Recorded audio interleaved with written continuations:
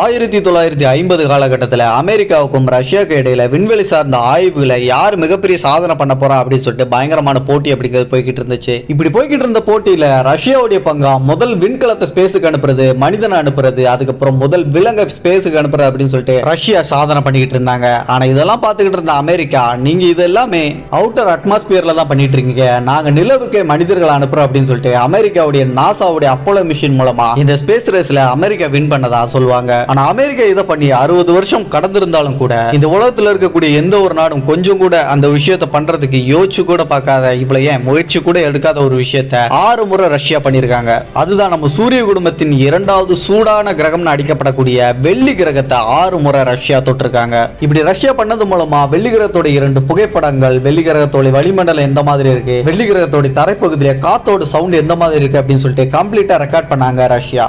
இன்னைக்கு நம்ம வெள்ளி கிரகத்தை பத்தி படிக்கிறது, தெரிஞ்சுக்கிறதுக்கு எல்லாத்துக்குமே பெரிய பங்கு வகிக்கிறது ரஷ்யா தான். அப்படி ரஷ்யா வெள்ளி கிரகத்தை பத்தி இன்னும் என்னென்ன விஷயங்கள்லாம் தெரிஞ்சுக்கிட்டாங்க, ரஷ்யாவுடைய வெண்ணிலா மிஷன் என்ன, வாங்க தெரிஞ்சுக்கலாம். இதுல முதல் விஷயம், நம்மளோட சூரிய குடும்பத்துல 4 டெரஸ்ட்ரியல் பிளானட், 4 கேஸ் பிளானட்டுகள் இருக்கு. நம்ம பூமி மாதிரியே இருக்கக்கூடிய ஒரு டெரஸ்ட்ரியல் பிளானட்னா அது வெள்ளி கிரகமும் ஒண்ணுதான். அண்ட் அது மட்டும் இல்லாம நம்ம பூமியையும் வெள்ளி கிரகத்தையும் சைஸ்ல கம்பேர் பண்ணோம் அப்படின்னா ஆல்மோஸ்ட் சேமா தான் இருக்கும். அண்ட் பக்கத்துல கூட இருக்கு. என்னதான் இந்த வெள்ளி கிரகம் பூமிக்கு ரொம்ப பக்கத்துல இருந்தாலும் நம்ம செவ்வாய் கிரகத்தை போக்கஸ் பண்ணி ஆய்வு பண்ணதை விட இந்த வெள்ளி கிரகத்தை ஆய்வு பண்ணது ரொம்பவே கம்மி.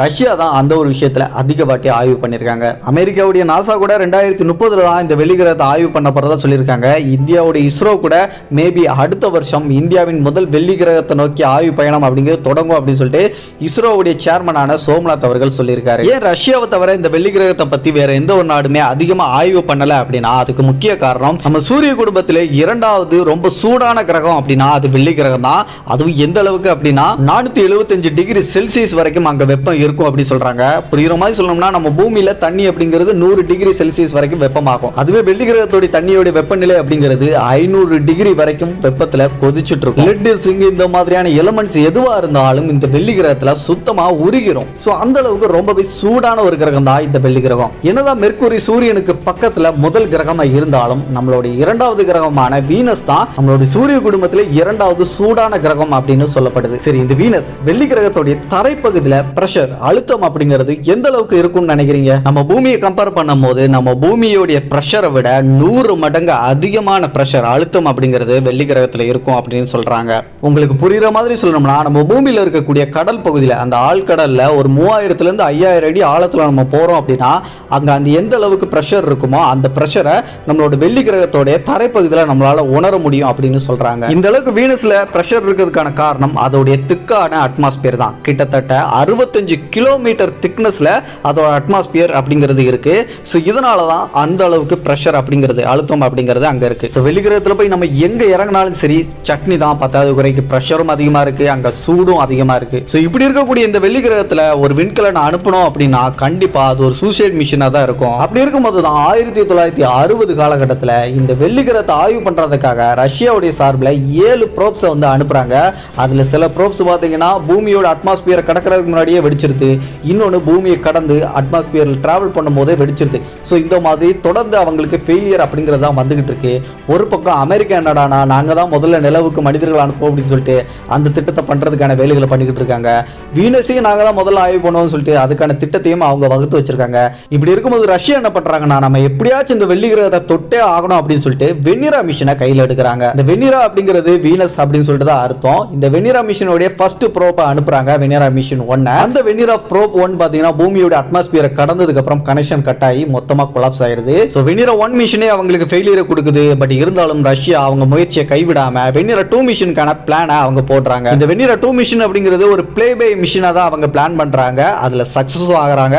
ஆனா அது மூலமா கிடைக்கக்கூடிய டீடைல்ஸ், அதுல கிடைக்கக்கூடிய டேட்டாஸ் அப்படிங்கிறது அந்த விஞ்ஞானிகளுக்கு பெருசா யூஸ் ஆகல. காரணம், அந்த வெண்ணிலா 2 மிஷன்ல இடம்பெற்றிருந்த கருவிகள் எல்லாமே பேசிக்கான கருவிகள் அப்படிங்கிறதுனால அவங்களுக்கு பெருசா எந்த ஒரு டீடைலும் அந்த மிஷின் மூலமா கிடைக்கல. இருந்தாலும் இந்த வெண்ணிலா 2 மிஷன் மூலமா கிடைச்ச தகவல்கள்ல இந்த வெள்ளி கிரகத்துல திக்கான அட்மாஸ்பியர் இருக்கலாம் அப்படின்னு சொல்லிட்டு கெஸ் பண்றாங்க. இன்னும் இந்த வீனஸோட அட்மாஸ்பியரை பத்தி டீடைலா தெரிஞ்சுக்கணும் அப்படிங்கிறதுக்காக வெண்ணிலா 3 மிஷனை அவங்க கையில் எடுக்கிறாங்க. இதுக்காகவே ரஷ்யா வெண்ணிலா 3க்கான ப்ரோப்ஸை ரெடி பண்றாங்க. இந்த ப்ரோப்ஸ் ரெடி பண்ணும் போதே வெண்ணிலா 3, 4, 5, 6 அப்படிங்கிற 4 ப்ரோப்ஸ்க்கான டிசைனையும் சேம் டிசைனா வச்சு அவங்க 4 ப்ரோப்ஸை ரெடி பண்றாங்க. சேம் மாடல்ல சேம் எக்யூப்மெண்டோட இருக்கக்கூடிய 4 ப்ரோப்ஸை ரெடி பண்றாங்க வெண்ணிலா வெண்ணிலா 3, 4, 5, 6 அப்படின்னு சொல்லிட்டு 1962ல வெண்ணிலா 3, 4 அப்படின்னு சொல்லிட்டு ரெண்டையுமே பேக் டு பேக் வந்து லான்ச் பண்றாங்க. வெள்ளிக்கிரகத்தோட அட்மாஸ்பியர் ஆய்வு பண்றதுக்காக இந்த ப்ரோப்ஸ்கள் அனுப்பப்பட்டிருந்தாலும் அதையும் தாண்டி எப்படியாச்சும் நம்ம வெள்ளிக்கிரகத்தை தொட்டே ஆகணும், அங்க லேண்ட் பண்ணே ஆகணும் அப்படிங்கிற ஒரு நோக்கத்துல இந்த ப்ரோப்ஸ் அப்படிங்கிறது அனுப்பப்படுது. 1962ல பேக் டு பேக் அனுப்பப்பட்ட இந்த ப்ரோப்ஸ் 1963ல வெள்ளிக்கிரகத்தோட அட்மாஸ்பியருக்குள்ள வெண்ணிலா 3 உடைய ப்ரோப்ஸ் அப்படிங்கிறது வெள்ளிக்கிரகத்தோட அட்மாஸ்பியருக்குள்ள மெல்ல மெல்ல என்ட்ரி ஆகுது. நம்ம பூமியை மாதிரி அட்மாஸ்பியர் இருக்கிற காரணத்தினால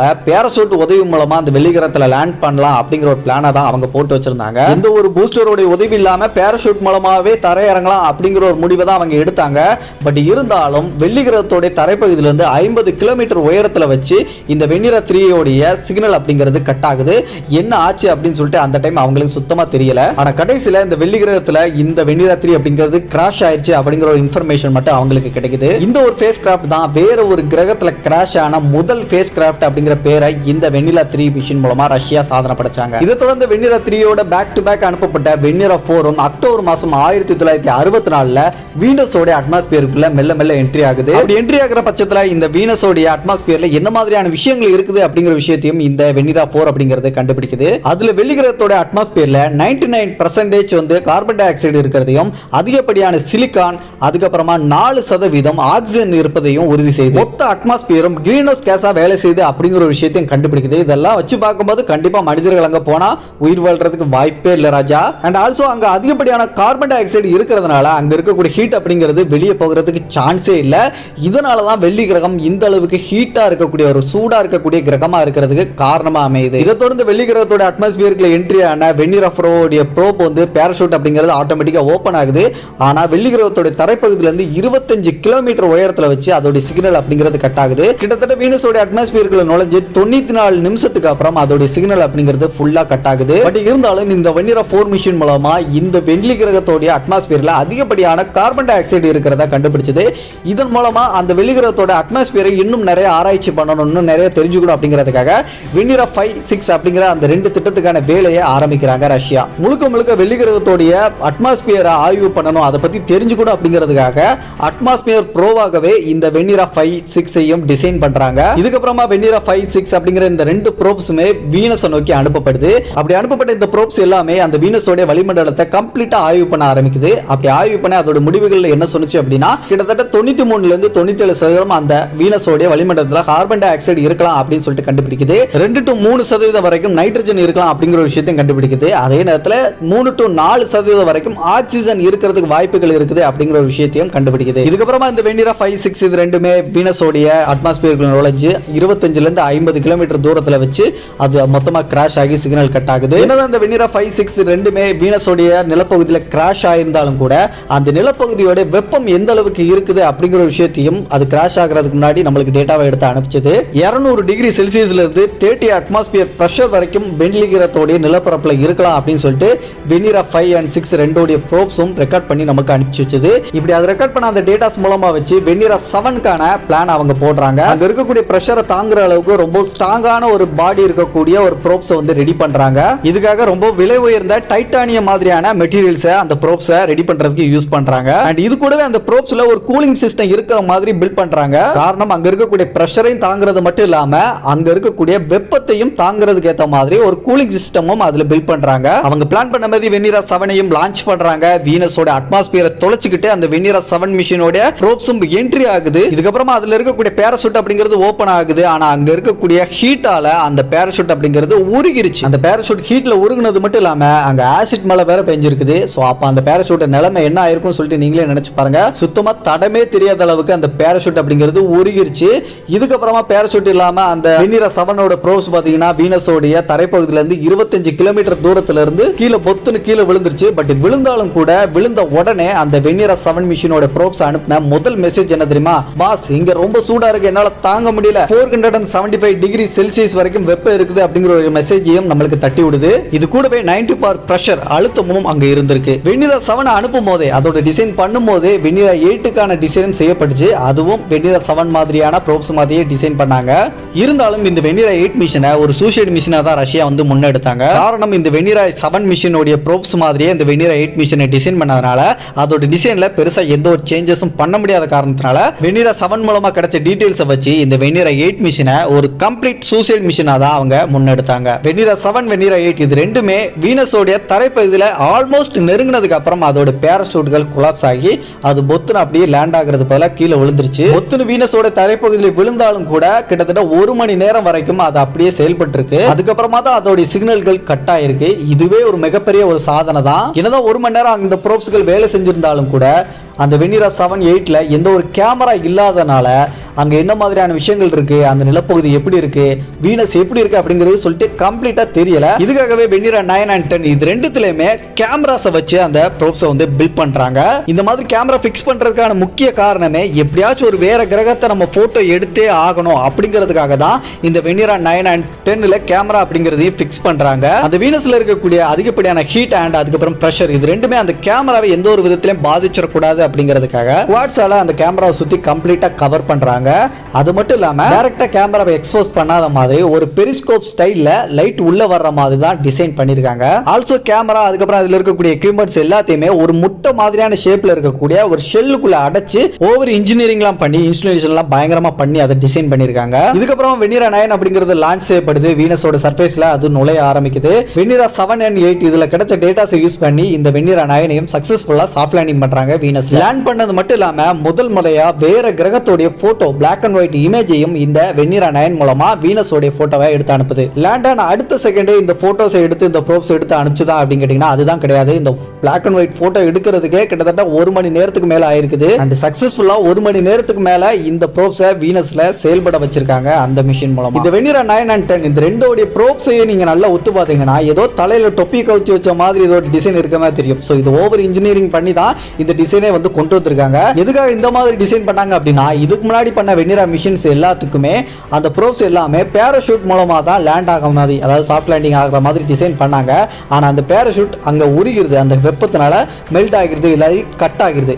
ஸோ இதை புரிஞ்சுக்கிட்டதுக்கு அப்புறம் அவங்க என்ன பண்ணாங்கன்னா ஒரு கேப் மாதிரியான வடிவத்தில் இதோட டாப்ல ஒரு ரவுண்ட் ஷேப்ல இருக்க மாதிரியான ஒரு ரிம்ஸை வந்து ரெடி பண்ணாங்க. இப்படி பண்றது மூலமா இதுக்கு முன்னாடி பண்ண மிஷின்ஸ்ல அந்த பேராஷூட்டுகள் 3 விதமா யூஸ் செய்யப்பட்டுச்சு. அந்த 3 பேராஷூட்டுகளுமே ஒன்னு மெல்ட் ஆகுது இல்லாட்டி கட் ஆகுது. ஆனா இந்த ப்ரோப்ல இருக்கக்கூடிய இந்த டிசைன் அப்படிங்கிறது அந்த பேராஷூட்டுகள் கட் ஆனாலும் கூட ஏதாச்சும் ப்ராப்ளம் ஏற்பட்டாலும் கூட அதுல இருக்கக்கூடிய அந்த ரவுண்ட் ஷேப்ல இருக்கக்கூடிய ரிம் அப்படிங்கிறது ஒரு ஏரோ பிரேக் மாதிரி வேலை செஞ்சிருக்கு. இது மூலமா அது வேகமா வரக்கூடிய அந்த வேகத்தை குறைக்கிறதுக்கு ஒரு பிரேக் சிஸ்டம் மாதிரி வேலை செஞ்சு அது கம்ப்ளீட்டா வந்து சாஃப்ட் லேண்டிங் ஆகிறதுக்கு ரொம்ப யூஸ் ஆயிருக்கு. சோ இந்த டிசைன் மூலமா அந்த மிஷின் சக்சஸ் ஆனதுக்கு அப்புறம் வெனிரா 11 and 12 இந்த ரெண்டு மிஷினுக்கும் அந்த ப்ரோப்ஸோட டிசைனை இந்த ப்ரோப்ஸோட டிசைனையே யூஸ் பண்றாங்க. இருந்தாலும் அதுல இருக்கக்கூடிய கேமரா அண்ட் எக்யூப்மெண்ட்ஸ் இது எல்லாத்தையுமே கொஞ்சம் அப்கிரேட் பண்ணி அதோட டிசைனை வந்து பில்ட் பண்றாங்க. இருந்தாலும் அந்த ப்ரோப்ஸ்ல இருக்கக்கூடிய கேமராக்கள் அப்படிங்கிறது பிளாக் அண்ட் ஒயிட் சென்சாரா தான் யூஸ் பண்ணிருக்காங்க. சோ அவங்க பிளான் பண்ண மாதிரி வெனிரா 11 and 12 இது ரெண்டுமே வீனஸ் நோக்கி அனுப்புறாங்க. சக்சஸ்ஃபுல்லா வீனஸ்ல லேண்டும் ஆகுது. ஆனா அதுல இருக்கக்கூடிய கேமரா கவர் அப்படிங்கிறது ஒழுங்கா வேலை செய்யாதனால போட்டோஸ் அப்படிங்கிறது எடுக்க முடியல. சோ அந்த மிஷின்ல 99% வந்து சக்சஸ் ஆயிட்டாங்க. பட் ஆனா கேமரா ஒழுங்கா அந்த கவர் வேலை செய்யாதனால போட்டோஸ் எதுவுமே எடுக்க முடியல. முயற்சி பண்ணி நம்மளால சக்சஸ் ஆக முடியல, நம்மளால போட்டோ எடுக்க முடியல அப்படின்னு சொல்லிட்டு அவங்க கவலைப்படல. இன்னும் வெறியோட நம்ம இதோட பெட்டரான போட்டோ எடுப்போம், கலர் போட்டோவே எடுப்போம் அப்படின்னு சொல்லிட்டு அவங்க அடுத்த மிஷின் எடுக்கிறதுக்கான முயற்சி எடுக்கிறாங்க. வெனிரா 13 and 14 இது ரெண்டுத்துக்கான டிசைன் அப்படிங்கிறது செய்யப்பட்டு பக்காவா அதுல இருக்கக்கூடிய எல்லா எக்யூப்மெண்ட்டும் சேம் டிசைனை யூஸ் பண்றாங்க. பட் ஆனா கேமரா மட்டும் ரொம்பவே இம்ப்ரூவ் பண்றாங்க, அதிகமான சென்சார்ஸை யூஸ் பண்றாங்க. அவங்களுடைய நோக்கமே எப்படியாச்சும் வீனஸை கலர் இமேஜ் எடுத்துடணும், ஒரு கலர் போட்டோ எடுத்துடணும் அப்படிங்கிற நோக்கத்தோட தான் அதை டிசைனே பண்றாங்க. அந்த கேமராவை கூட முதல்ல டிசைன் பண்ண மாதிரி உள்ள வச்சு டிசைன் பண்ணாம கேமரா வெளிப்பக்கத்துல இருக்க மாதிரி டிசைன் பண்றாங்க. இந்த தடவை எந்த ஒரு பிரச்சனையும் அந்த கேமராக்கும் சரி இதுல இருக்கக்கூடிய எக்யூப்மெண்ட்ஸுக்கும் எந்த ஒரு ஃபால்ட்டும் வந்துடக்கூடாது அப்படிங்கிறதுக்காக ரொம்ப ஸ்ட்ராங்கா அந்த ஃபேஸ் கிராஃப்ட்டை வந்து பில்ட் பண்றாங்க. டைட்டானியமால கோட்டிங் கொடுக்குறாங்க, குவார்ட்ஸால கவர் பண்றாங்க. இது எல்லாத்துக்கும் மேல ஆன்டி கரோஷன் எனாமலையும் இதுல யூஸ் பண்றாங்க.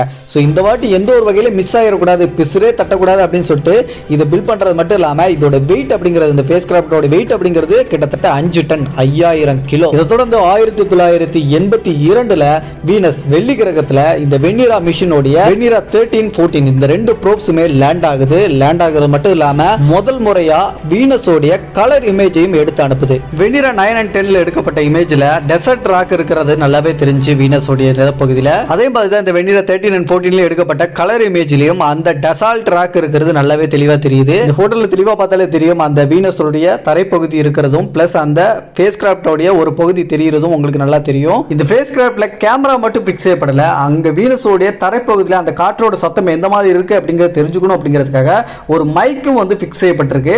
அந்த மைக் ரெக்கார்ட் செய்யப்பட்ட சவுண்ட், வீனஸோடைய சவுண்ட் எந்த மாதிரி இருக்குன்னு சொல்லிட்டு நீங்களே பாருங்க. இப்போ நான் ப்ளே பண்றேன்.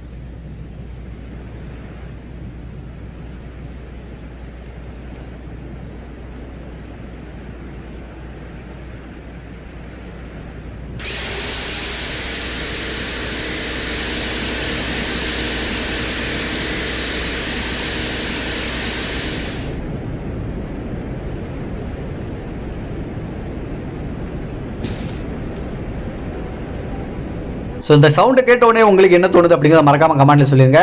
இந்த வெனியர் ஆஃப் 13 and 14 எடுத்த இமேஜஸா இருக்கட்டும், இந்த வீடியோஸா இருக்கட்டும், இது எல்லாத்தையும் பார்க்கும்போது நல்லாவே உங்களுக்கு தெரியும் வீனஸ் ஏன் எல்லோ கலர்ல இருக்கு, இந்த இமேஜ் எல்லோ கலர்ல இருக்கு அப்படின்னு சொல்லிட்டு உங்களுக்கு கேள்வி வரலாம். ஸோ வீனஸோடைய வளிமண்டலத்தில் அதிகப்படியான கார்பன் டை ஆக்சைடு இருக்கிறதுனால அது எல்லோ லைட்டை மட்டும்தான் ஃபில்டர் பண்ணிருக்கு. ஸோ அதனால தான் நம்மளுக்கு அந்த போட்டோஸ்லயும் சரி இமேஜஸ்லயும் சரி நம்மளுக்கு வந்து அந்த இடம் பார்க்கறதுக்கு எல்லோ கலர்ல தெரியுது. ஸோ இந்த மிஷனுக்கு அப்புறமா வெனியர் ஆஃப் 15 and 16 இந்த ரெண்டுத்தையுமே ரஷ்யா பண்றாங்க. ஆனா இந்த வாட்டி சாஃப்ட் லேண்டிங் பண்றது அவங்களோட நோக்கம் கிடையாது.